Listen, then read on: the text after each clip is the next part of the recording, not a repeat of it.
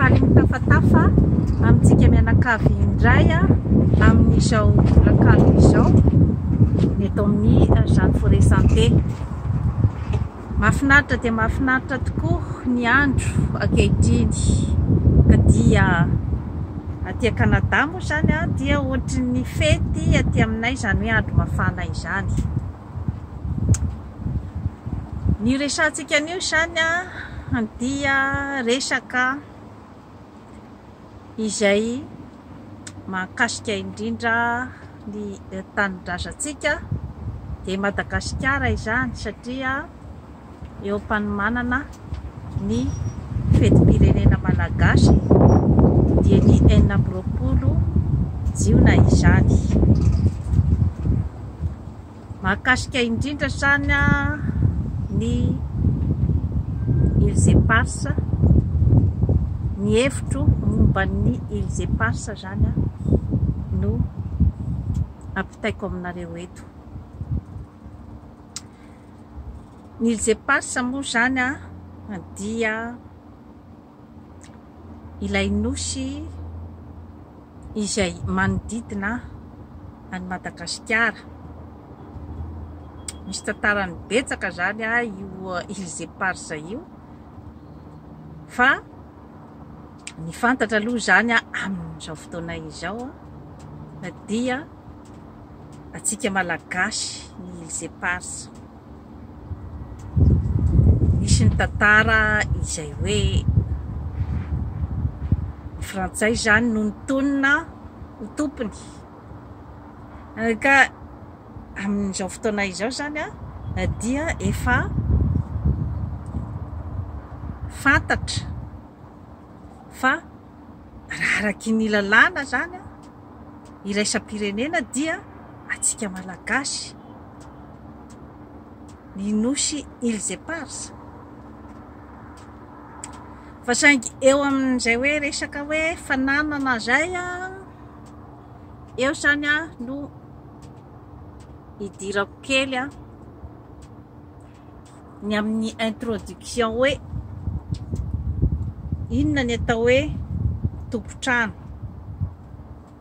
Somary manzavozavo amintsika malagasy ihany zany io ataontsika hoe tompotrano io, satria raha ny aty amin'ny tany vaventy zany izany hoe tompotrano izany dia tena isan'ny ataontsika hoe zany hoe pouvoir.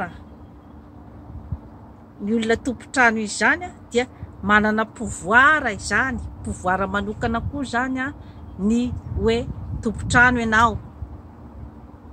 Ary rehefa aty amin'ny tany vaventy ianao no vahiny dia tena ampisehony aminao tsara mihitsy fa izy no tompotrano ary izy no manana ny priorité amin'ny zavatra rehetra ary izy ny tompon'ny teny farany.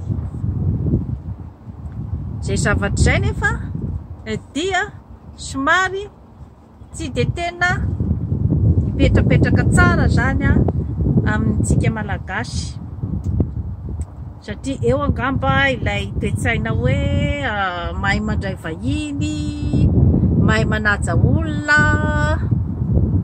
kanefa na dia izany ara tsara dia tsara zay toe-tsaina zay, zay toetra hoe mahay mandray vahiny, mahay manaja olona zay, mahay mandray olona, tsisy maharatsy an'izany. Fa saingy kosa zany mila petrapetraka zany ny atao hoe ampo amin'ny mahatompotrano anao rehefa mandray olona, satria ny tompotrano dia tompotrano izay ny anarany ary ny vahiny dia vahiny izay ny anarany. Ka raha ohatra ianao tompotrano izany no somary osaosa dia manome karazana pouvoir ny vahiny zay, ka tokony ho tandrovinao tsara zany rehefa hoe tompotrano ianao, mampiatrano olona dia tokony mipetrapetraka tsara izay hoe mahatompotrano anao izay sy ny hoe mahavahiny ny vahiny izay na inona no zavatra ifanaovanao miaraka amin'io vahiny io na inona ny zavatra ny fampiraharahanao tamin'io vahiny io dia mipetraka foana ny hoe tombony amin'ny mahatompotrano anao satria pouvoir manokana ho anao koa ny mahatompotrano anao. Ny karaha matoritory ianao tompotrano dia mety ho voambakan'ny vahiny. Zay zavatra zay dia tsara mipetrapetraka tsara. Inona zany ny hoe tombontsoa amin'ny hoe mahatompotrano anao? Inona ny pouvoir anananao zany amin'ny hoe mahatompotrano anao? Dia raisiko akaiko ohatra zao hoe ny tokantrano anankiray. Rehefa tompotrano ianao dia ianao daholo no tompon'ny zavatra rehetra ao amin'io tokantrano io. Ianao daholo no mikontrôle ny zavatra rehetra ao amin'io satria ianao no mividin'ny zavatra rehetra ao amin'ny tokantranonao. Raha manofa-trano ianao dia ianao no mandony hofa-trano, raha nividinao ny trano dia ianao no mividy azy sy ny fanaka rehetra ao tokantrano. Raha ray mpianakaviana sy reny mpianakaviana ianao dia ianao no mikojakoja ny zanakao ary ianao no manao zay mampetipety ny zavatra rehetra ao. Satria ianao no mandony facture, ianao no manao ny planification ny fiainanao ray manontolo ao amin'ny tokantrano io. Izany hoe territoiranao zany ny tokantrano ka tsy misy olona zany tokony anitsakitsaka. Ny olona any ivelany zany tsy misy tokony hitsabatsabaka amin'izay décision raisinao amin'io tokantrano io.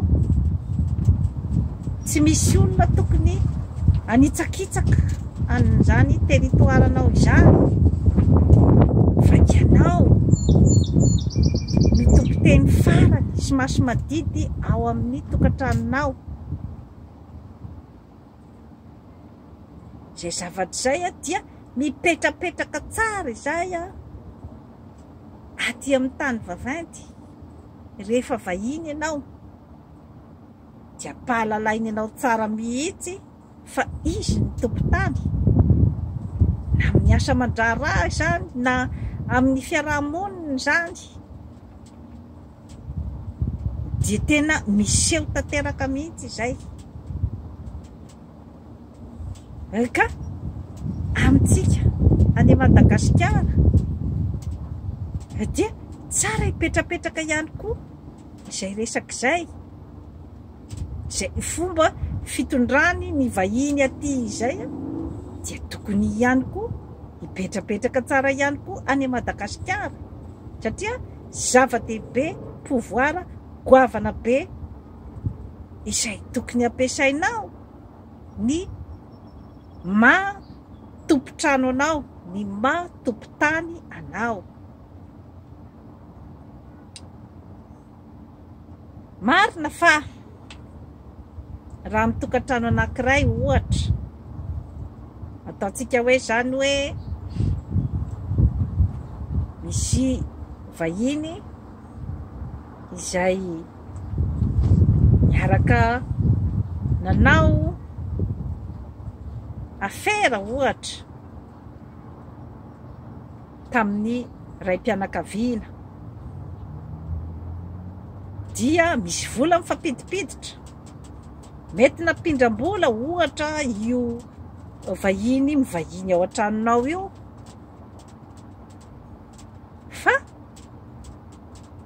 ny mahavahiny azy dia tokony apetrapetraka ao tsara tompotrano izay mahavahiny azy zay. Fa ianao tompotrano foana no tompo madidy raha ohatra ka mbola mipetraka ao aminao, miatrano ao aminao ilay vahiny. Mety misy fifandraisana maharitra miaraka amin'io vahiny io, izay misy vola mifampidipiditra araky ny teneniko teo. Fa tsara foana ny mametraka ny hoe ianao no tompo madidy ao amin'ny tokantranonao. Fa raha misy ny vola izay nindraminao tamin'ilay vahiny dia ataonao izay fampirarahana aminy amin'ny hamerenanao an'ilay vola. Ataonao izay fampirarahanao aminy raha ohatra ka tsy tafaverinao ny vola. Dia hoe inona ny zavatra zany mety ifampirarahana ny amin'izay hoe amerenana ny volan'izay. Fa ny mahavahiny azy dia tsy maintsy apetraka ao foana hoe ao amin'ny tokantranonao izy, ary ianao no tompo madidy ao amin'ny tokantranonao. Zava-dehibe izay zavatra izay eo amin'ny resaka fifandraisana, natao hoe fifandraisana amin'ny maha olombelona. Satria tsy hoe akory hoe rehefa nisy ny afera izay niarahanareo nanao dia izay tsy midika fa hoe afaka aminao ny mahatompotrano anao, ny pouvoir mahatompotrano anao. Tsy atompoko, tsy atompoko. Matoa izy mbola mivahiny ao amin'ny tranonao dia mbola misy zany ny zavatra ilany anao, dia ny fipetrahany ao amin'ny tranonao. Satria raha ohatra ka tsy nilainy izay mipetraka ao amin'ny tranonao zay dia na dia any trano-kafa izy, fa misy zavatra tiany zany ao amin'ny tranonao ao, dia tsy maintsy tokony mipetraka izay hoe vahiny sy ny tompotrano izay. Ka ianao tompotrano zany no tsy maintsy mametraka foana zany an'izay hoe toerana tompotrano anao izay. Satria raha ohatra betsaka ny zavatra mety mahaliana an'ilay vahiny ao amin'ny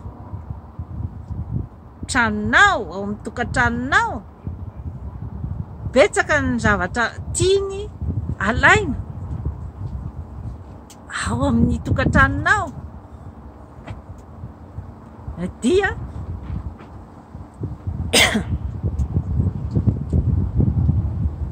ataoko angamba fa hoe fomba fiady talohany hoe raisina amin'ny resaka herisetra ny zavatra rehetra izay tianao alaina, dia ohatra hoe ny tompotrano indray no ahilika. Zany zavatra zany moa zany dia taty amin'ny Indien d'Amérique no misy zavatra ohatran'izay hoe ny tompotany indray no nahilika. Fa amin'izao andro efa mazava izao kosa kapany dia stratégie goavana dia goavana, afetsena goavana dia goavana no mety ampiasain'ny vahiny ao amin'ny trano misy anao. Raha ohatra ka misy zavatra tiany alaina ao amin'ny tranonao, betsaka ny zavatra hoe mety raha ohatra ka hoe manan-karena ianao ohatra, betsaka ny zavatra voankazo ao tokotaninao ohatra miinteresse azy, manana tany midadasika anao dia hoe tiany alaina ny taninao a, tiany anaovana zavatra, anorenan-javatra. Asa mety misy koa ngambany hoe ny zavatra maniry ao an-tokotaninao kanefany a tsy misy any amin'ny tany misy azy, dia eo izy zany a no andeha anao ny paikady rehetra rehetra. Inona ny mety paikady mety ho azon'ny vahiny atao mba azahoany zavatra ao amin'ny tokantrano iray? Dia ny mandinika ny fiarahamonina ao amin'ilay tokantrano. Izay zany a no stratégie goavana dia goavana mety ampiasainy azahoany ny zavatra izay tiany ho azo ao amin'ny tokantrano iray. Ka raha ohatra ka hitany fa tsy dia tena milamindamina loatra ny ao amin'ny tokantrano iray, ny mpivady miadiady foana, ny ray aman-dreny misy fiangarana amin'ny samy ankizy, misy ny ankizy atao tombosiala, misy zany ny ankizy izay omena tombony bebe kokoa ngamba zany amin'ny zavatra rehetra izay omena ao an-tokantrano. Misy angamba ny hoe mahazo akanjo tsaratsara kokoa noho ny sasany a, dia mahazo kilalao bebe kokoa noho ny sasany a. Misy ny sasany zany a izay atao somary akilabao, ka hitan'ireo vahin'ireo daholo zany ny zavatra mitranga ao amin'ny tokantrano. Rangaray mpianakaviana ohatra somary tititena ihany a, hoe tia manao fiainana, tia milibaliba, tia mikirakira vola izay ampiasainy samirery ohatra mba hanaovany fiainana any badibadikany, manao maîtresse ohatra rangahy, dia mila vola bebe, na tia miloka, na tia manao ny karazana revy, dia maniry hevitra ilay vahiny hoe andraso fa amboariko ty ray mpianakaviana ity, andraso fa ity zany a no tena ho tolotolorako zavatra. Dia mety ho azoko angambany zany a ny parti ao an-jaridaina, mety amidiny amiko ny tany ao an-jaridaina izay tany miinteresse ahy. Zavatra ohatraohatra n'izay zany a no zavatra hoe mety ho stratégie ataon'ny vahiny izay a te hanan-javatra, te hahazo zavatra ao amin'ny tokantranonao. Dia raha ohatra ka mety mitrosa vola kapa zany ny ray mpianakaviana nanaovana afera, kanefa zany a mety hoe tsy voaverina ny vola, dia eo amin'izay zany a ny hoe meo azy zany ny tany ohatran'izao ao amin'ny taninao.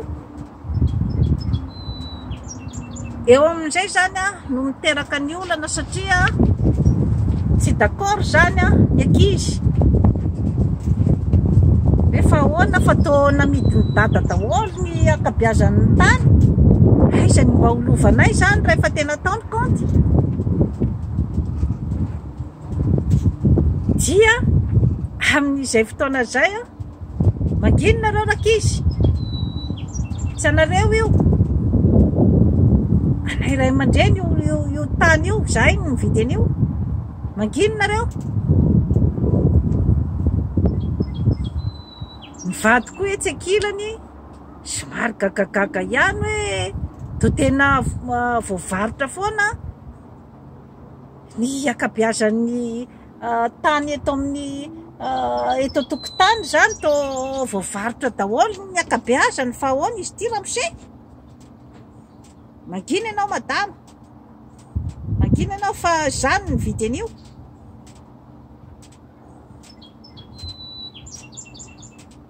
Nefa adia somary akaka daholo zany ny ao an-tokantrano, fa toa mialasa ny fananana.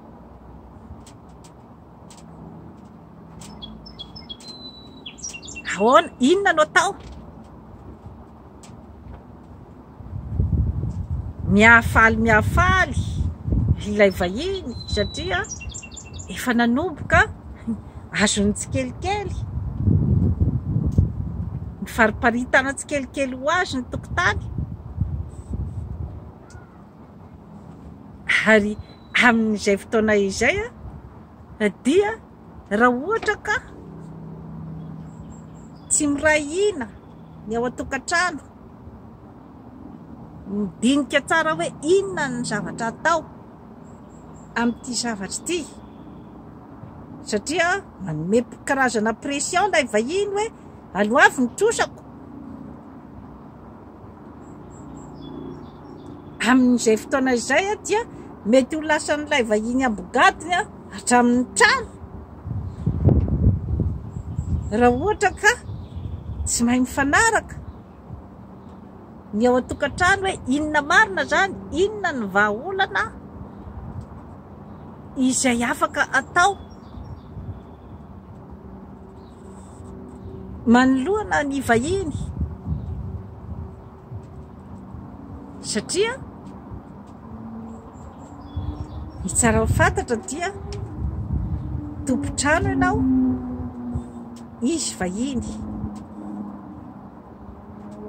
Misy kokoa zany ny pouvoiranao amin'izay mahatompontrano anao izay. Misy koa ny fitenenantsika malagasy hoe tokantrano tsy ahaka, satria raha ohatra ka nahaka ao tamin'ilay vahiny zany ny tokantranonao, dia mazava ho azy fa moramora ho azy ny ampisaratsara ka ny olona rehetra ao an-tokantrano mba ahafahany maka izay azony alaina.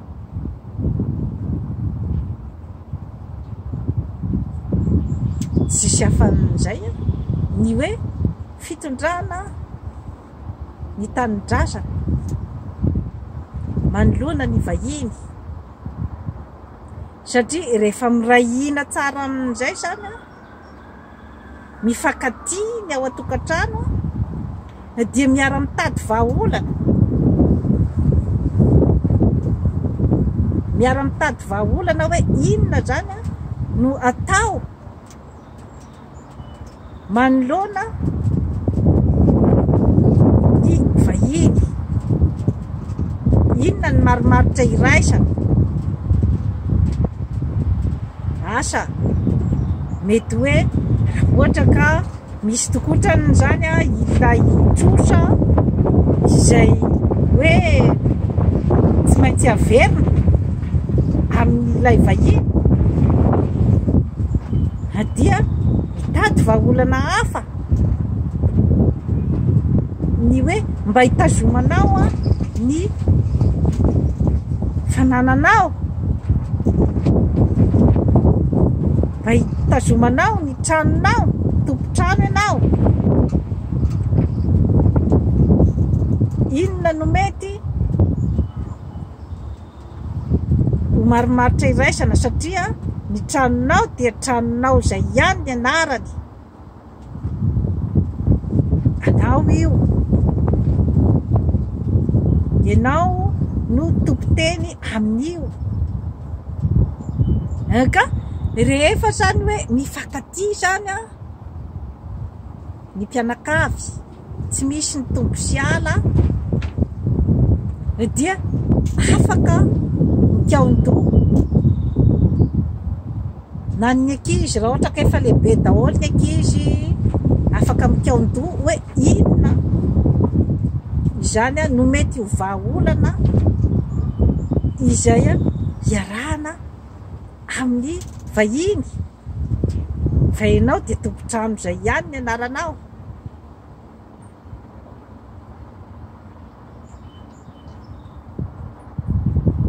Ka mila ny firaisan-kinan'ny olona rehetra ao amin'ny trano. Ny hevitry ny maro mahatakadavitra. Ka raha misy izany ny hoe fanananao hafa any amin'ny toeran-kafany dia tsy izay akory ny hoe handeha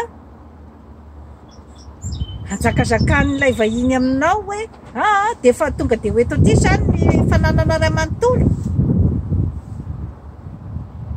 Satria nareo nananako trosa. Tsy maintsy tadiavina. Tsy maintsy tadiavina hoe inona ny vahaolana izay maromaro tiraisana.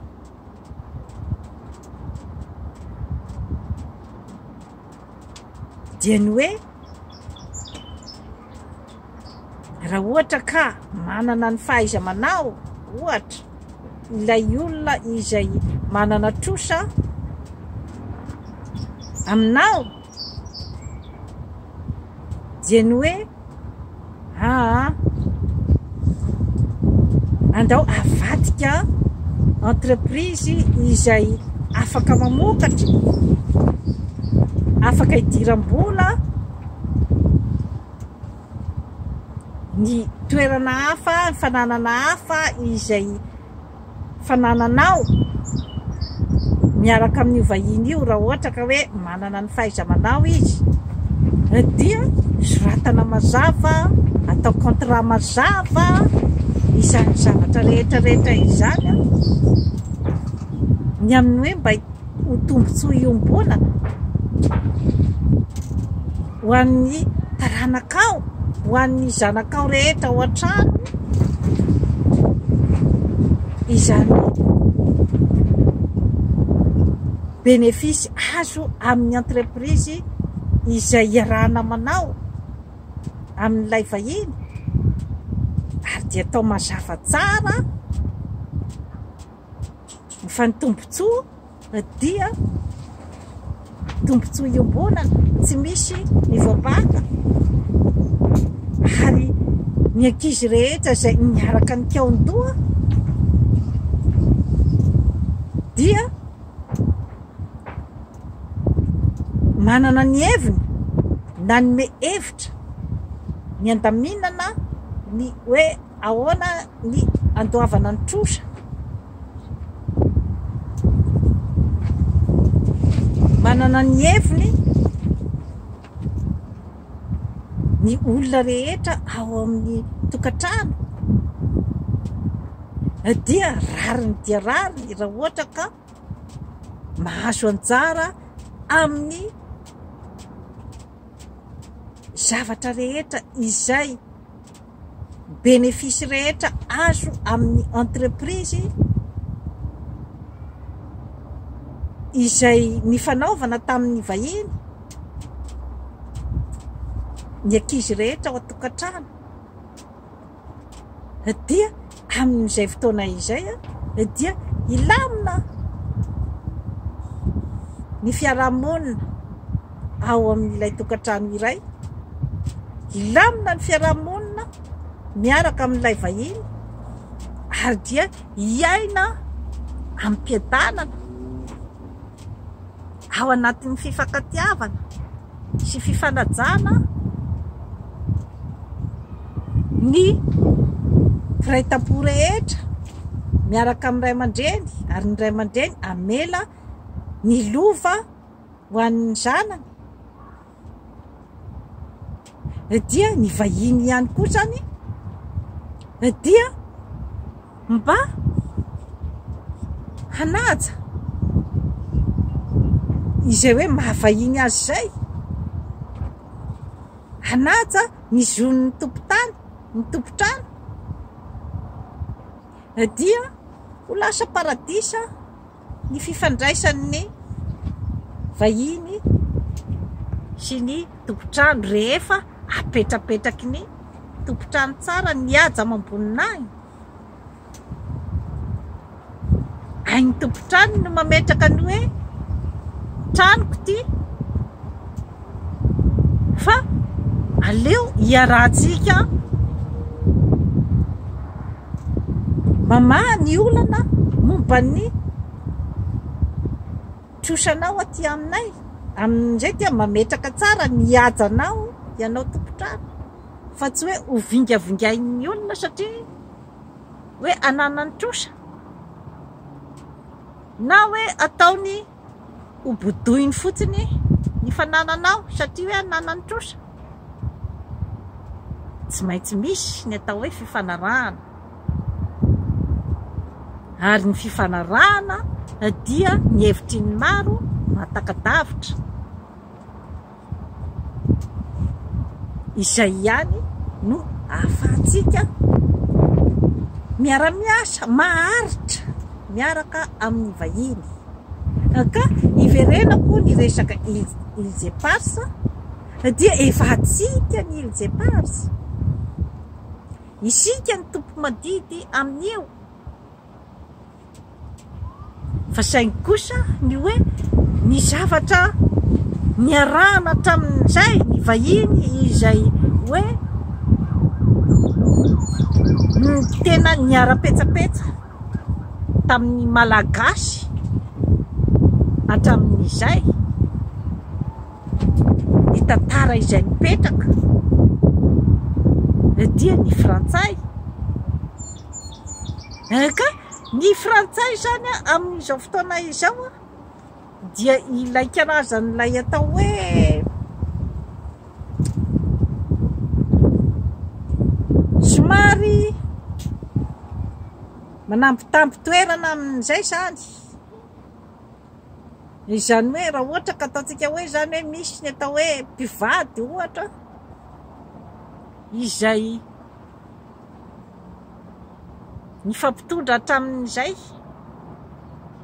dia ataontsika hoe zany hoe nanjakazaka be ramose satria nanambola hatramin'izay dia somary nanao tsindry-hazo lena tamin'ny ramatoa. Rehefa avy eo nefa taitaitra amin'izay ramose fa toa maromaro ny to tia mibaby ny fon-dramatoa.